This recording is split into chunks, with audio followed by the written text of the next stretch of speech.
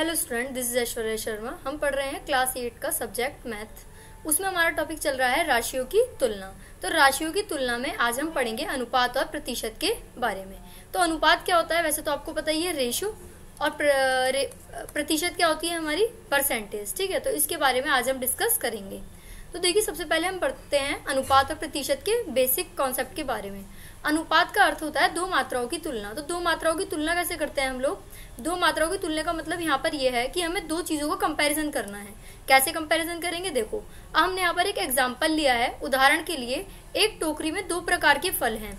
मान लीजिए इसमें 20 सेब यानी कि 20 एप्पल हैं और 5 संतरे हैं, ऑरेंजेस। तो संतरों की संख्या का सेबों की संख्या से अनुपात। तो देखो, संतरों की संख्या इन्होंने पहले बोली है, तो संतरे की क्वांटिटी कितनी है? 5।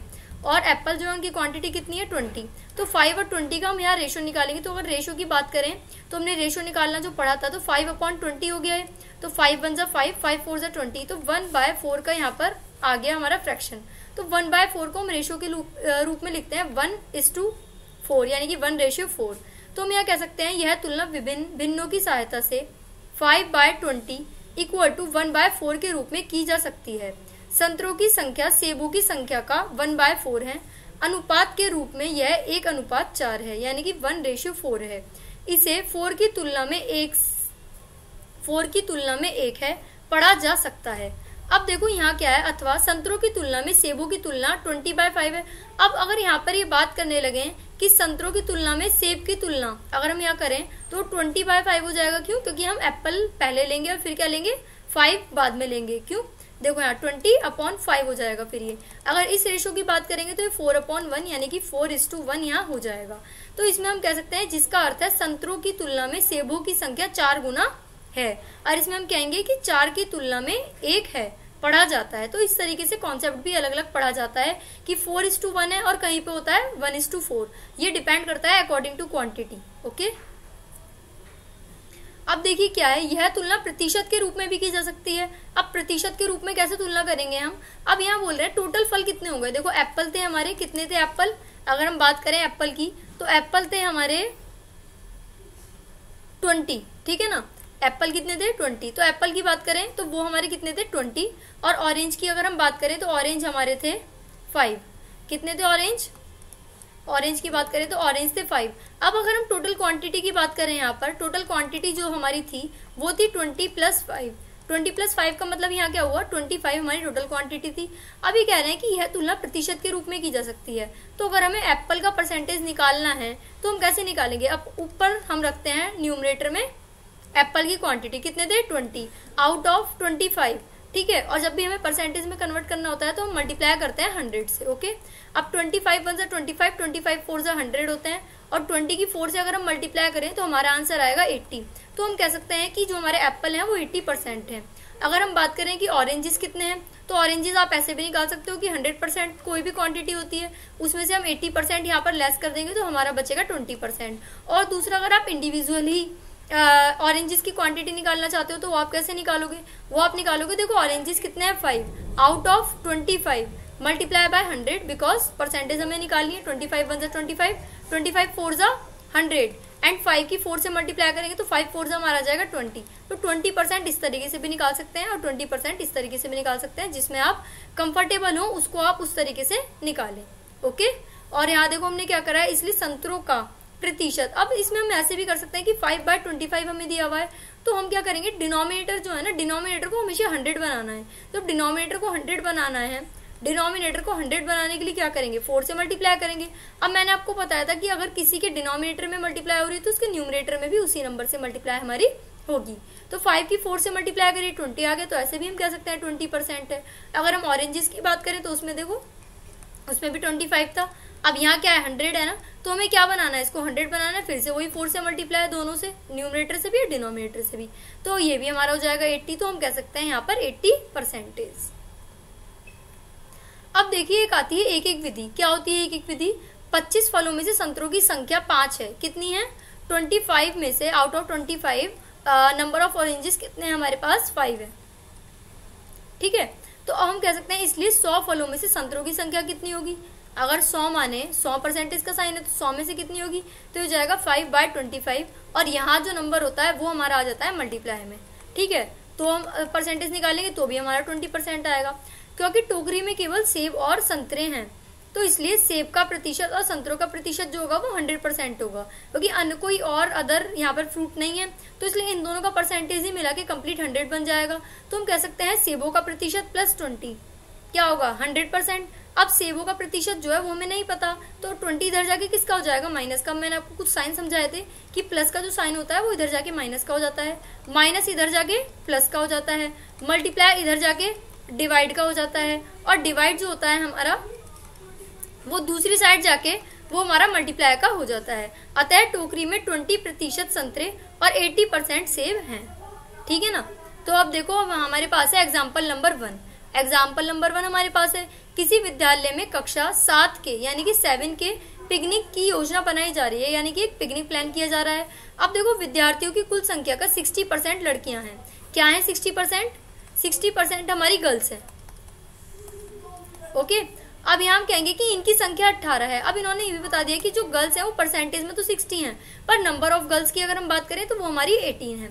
अब पिकनिक का स्थान विद्यालय से 55 किलोमीटर दूर है, यानी कि जो स्कूल है हमारा, स्कूल से जो हमारा पिकनिक का डिस्टेंस है वो हमारे बीच का जो डिस्टेंस है वो है 55 किलोमीटर।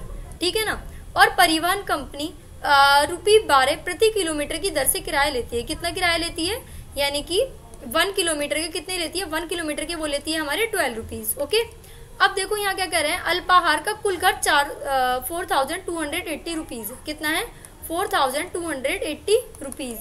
अब देखो बात आती है, क्या आप बता सकते हैं कक्षा में लड़कियों की संख्या का लड़कों की संख्या से अनुपात? देखो बता तो हम यहाँ पर सकते हैं, पर हमें क्या करना पड़ेगा उसके लिए? हमें उसके लिए पहले यहाँ पर अनुपात संख्या निकालनी पड़ेगी। लड़कियों की संख्या हमें पता है कि लड़कियों की संख्या तो हमारी 18 है गर्ल्स की। अब हमें बॉयज की संख्या तो नहीं पता ना, तो बॉयज की संख्या पहले हमें निकालनी पड़ेगी, तभी हम अनुपात निकाल पाएंगे। अब आगे बात आती है, यदि 2 अध्यापक भी कक्षा के साथ पिकनिक पर जा रहे हैं तो प्रति व्यक्ति खर्च कितना आएगा? अभी कह रहे हैं कि अब पहले तो हमें पता होनी चाहिए टोटल स्टूडेंट कितने हैं, फिर बात आएगी टीचर कितने जा रहे हैं। टीचर जा रहे हैं हमारे 2, तो कितने स्टूडेंट है टोटल? ठीक है, ये हमें देखना पड़ेगा यहाँ पे। अब यदि देखो यदि उनका पहला स्टॉप स्कूल से 22 किलोमीटर की दूरी पर है, यानी कि 22 किलोमीटर की दूरी पर है, तो कुल 55 किलोमीटर की दूरी का कितने प्रतिशत है वो? ठीक है, और कितने प्रतिशत दूरी तय करना शेष है, तो ये भी हमें बताना पड़ेगा। तो इन 3 क्वेश्चन के आंसर क्या आप दे सकते हैं या नहीं दे सकते, ये हम यहाँ पर बताएंगे।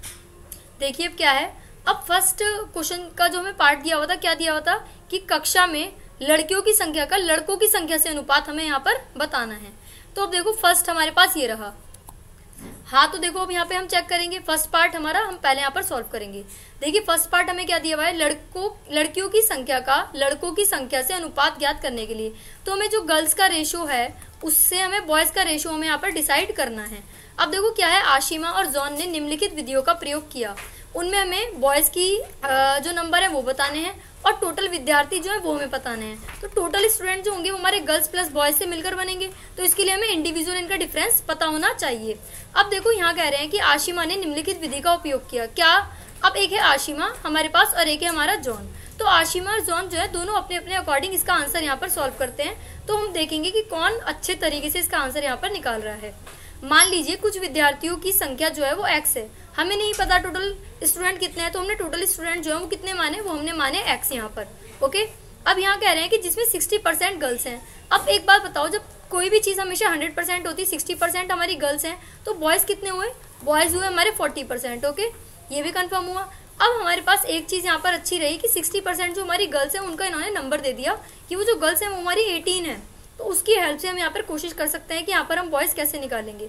अब देखो 60% का मतलब क्या होता है? 60% का मतलब होता है 60/100, और किसका है 60%? टोटल का। तो टोटल हमारा क्या है? x है, तो इसने करा कि x × 60/100। ठीक है, तो देखो हम क्या करेंगे, x का 60% जो होगा हम किसके इक्वल रखेंगे? 30 के। किसके इक्वल रखेंगे? सॉरी 18 के। ठीक है ना, तो 18 के हमने इक्वल रखा। अब देखो ये क्या है, हमारे डिवाइड में है, तो डिवाइड इधर जाके हो जाएगा मल्टीप्लाई, और 60 क्या है? 60 हमारा मल्टीप्लाई में, 60 हमारा हो जाएगा डिवाइड।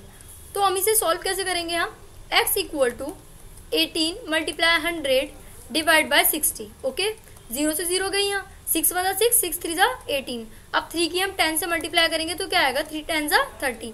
तो हम कह सकते हैं टोटल विद्यार्थी जो हमारे पास है वो है हमारे 30 हमारे स्टूडेंट है। तो 30 स्टूडेंट हमारे हैं, तो 30 से हम क्या करेंगे? इसमें से गर्ल्स कितनी है, गर्ल्स और बॉयज हैं, तो गर्ल्स कितनी है, गर्ल्स है हमारी 18, तो बॉयज कितने हुए हमारे, बॉयज हुए हमारे 12, 30 में से 18 गया, 12 हमारे बॉयज आ गए। अब देखो जॉन ने एक एक विधि का प्रयोग किया। अब इसने क्या करा, इसने माना टोटल जो स्टूडेंट है वो 100 है, क्योंकि परसेंटेज में क्वेश्चन है तो टोटल विद्यार्थी हम 100 ही मानेंगे। 100 विद्यार्थियों में से 60 लड़कियां हैं, इसलिए 100/60 विद्यार्थियों में एक लड़की है, इसलिए कितने विद्यार्थियों में 18 लड़कियां होंगी, तो 100/60 इंटू 100 तो इंटू 18, तो इसको जो हम सॉल्व करेंगे तो हमारा आंसर आएगा 30। ठीक है, अब देखो लड़कों की जो संख्या है वो आ गई ना हमारी यहाँ पर 12, अतः लड़कियों की संख्या का लड़कों की संख्या से अनुपात कितना होगा, देखो 18 डिवाइड बाय 12 हो जाएगा। क्यों, क्योंकि गर्ल्स 18 है और बॉयज कितने हैं 12 है।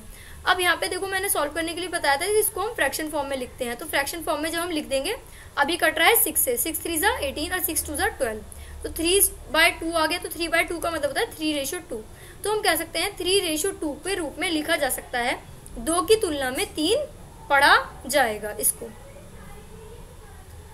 अब देखो हम बात करते हैं सेकंड वाले पार्ट की। सेकंड वाले पार्ट में हमसे क्या पूछा था, आइए देखते हैं। सेकंड पार्ट में हमसे पूछा था यदि 2 अध्यापक भी कक्षा के साथ पिकनिक पर जा रहे हैं तो प्रति व्यक्ति खर्च क्या होगा, ये हमसे पूछा था। तो देखो प्रति व्यक्ति खर्च ज्ञात करने के लिए हम क्या कहेंगे, यातायात खर्च, दोनों तरफ की दूरी मल्टीप्लाई दर। अब दोनों तरफ की दूरी क्या हुई, देखो 55 किलोमीटर वो है, तो एक तरफ से 55 किलोमीटर पर वो वापस भी तो आना है, तो दोबारा 55 हो गया, तो 55 की हम 2 से मल्टीप्लाई कर देंगे, यानी कि 110 ये हमारा आ गया, तो 110 किलोमीटर ये हमारा हो गया। और दर कितनी है, 1 किलोमीटर के 12 रुपए लगते हैं, तो हमारा है 110 किलोमीटर यानी कि 110, तो उसके कितने रुपए लगेंगे, उसकी मल्टीप्लाई कर देंगे 110 से, यानी कि 1320 ये हमारा हो जाएगा। अब कुल खर्च कितना हुआ, देखो ये तो हमारा हो गया रेंट का, रेंट हो गया। दूसरा क्या हुआ, अल्पाहार खर्च, अल्पाहार खर्च कितना है 4280, ये हो गया रेंट, तो टोटल खर्च कितना आया 5600। अब देखो कुल व्यक्ति हैं 18 लड़कियां हैं, 12 लड़के हैं और 2 अध्यापक हैं, ओके, तो 32 व्यक्ति कुल हैं हमारे पास। तो आशिमा और जॉन ने प्रति व्यक्ति खर्च निकालने के लिए एक एक विधि का प्रयोग किया। 32 व्यक्तियों के लिए खर्च किए जाने वाली राशि जो होगी 5600 टोटल राशि आ रही है। अब इसको हमें 32 व्यक्तियों में बांटना है, क्योंकि पर्सन है हमारे 32। अब 32 को जब इससे सॉल्व करोगे तो क्या आएगा, देखो 8 4 = 32, 8 7 = 56, 0 की 0। अब 4 से करेंगे तो क्या आएगा, 4 1 = 4, 4 7 = 28, 4 5 = 20, तो 175 ये हमारा यहाँ पर आ जाए, ओके। अब देखिए थर्ड पार्ट हमारा आता है। देखो थर्ड पार्ट में क्या पूछा था, थर्ड पार्ट में हमसे पूछा था यदि उनका पहला स्टॉप विद्यालय से 22 किलोमीटर की दूरी पर है तो वह कुल 55 किलोमीटर की दूरी का कितने प्रतिशत है, ठीक है ना, और कितने प्रतिशत दूरी तय करना यहाँ पर शेष है। तो पहले तो हमें निकालना है कि वो कितने प्रतिशत है। तो अब देखो प्रथम स्टॉप की जो दूरी है वो 22 किलोमीटर है। दूरी का प्रतिशत ज्ञात करने के लिए आशिमा ने यह विधि उपयोग की और जॉन ने यह विधि उपयोग की। तो आशिमा ने क्या करा, आशिमा कर रही है 22 आउट ऑफ कितना है 55 और मल्टीप्लाई, अब क्या बनाना है इसको हमें कर देंगे 100 और 100। हमने यहाँ करा, जब इसको सॉल्व करेंगे 11 2 और 11 5 आगे यहाँ पर, फिर 5 से सॉल्व करेंगे 5 2 एंड 2 यहाँ से हटाओ, ठीक है। तो 22 कितने हो गए हमारे 40, तो इसका मतलब ये है 40%। अब यहाँ की बात करेंगे, जॉन ने एक एक विधि उपयोग की, तो 55 किलोमीटर में 22 किलोमीटर दूरी तय की जा चुकी है। 1 किलोमीटर से 22/55 किलोमीटर दूरी तय की गई है, तो 100 किलोमीटर से कितनी की जाएगी, तो 100 से मल्टीप्लाई हो जाएगी, तो ये हमारा हुआ 40%। अब देखो दोनों का उत्तर एक जैसा पाया गया। उनका उत्तर इस प्रकार है, रुकने वाले स्थान को विद्यालय से दूरी कुल तय की जाने वाली दूरी का 40% था। तय की जाने वाली शेष दूरी जो है वो दूरी का 100 - 40 यानी कि 60% था, okay. So what did we learn today, हमने क्या सीखा, हमने सीखा हमने क्या सीखा, हमने सीखा यहाँ पर रेशो कैसे निकालते हैं हम यहाँ, और परसेंटेज कैसे निकालते हैं। रेशो और हमने क्या सीखा, परसेंटेज। तो परसेंटेज कैसे निकालते हैं, अगर देखो जिस चीज की परसेंटेज निकालनी है पहले वो लिखते हैं। मान लो ए की हमें परसेंटेज निकालनी है टोटल से, यानी कि a + b से, तो मल्टीप्लाई हम कर देते हैं 100 से, तो ये हमारी हो जाती है परसेंटेज। और रेशो कैसे निकालते हैं, रेशो के लिए हमें डिनोमिनेटर और न्यूमरेटर दोनों पता होने चाहिए। फिर डिनोमिनेटर रेशो न्यूमरेटर उल्टा लिख दिया है मैंने, न्यूमरेटर ठीक है डिनोमिनेटर, तो ऐसे करके पहले हमें न्यूमरेटर लिखना होता है, फिर हमें क्या लिखना होता है डिनोमिनेटर। ठीक है। तो इस तरीके से हम ये वाला अपना रेशो और प्रतिशत के बारे में हमने यहाँ पर सीखा। हम मिलते हैं नेक्स्ट क्लास में, तब तक के लिए थैंक यू।